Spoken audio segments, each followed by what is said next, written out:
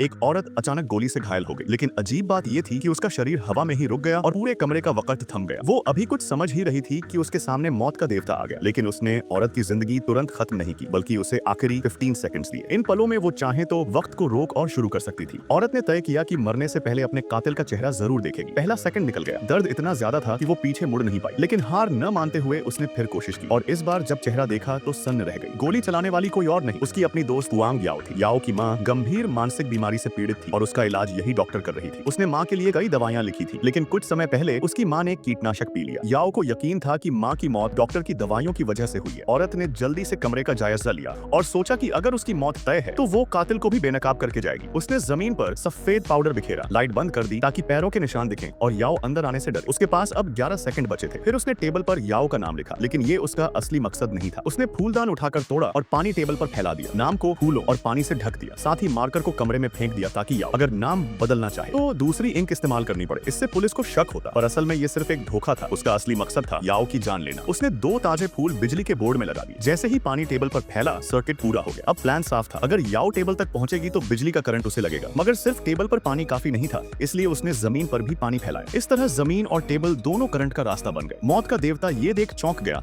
और बोला कि प्लान बिल्कुल परफेक्ट है। अब सिर्फ 5 सेकंड बचे थे। तभी औरत को एक पुरानी बात याद आई जिसने सब कुछ बदल दिया।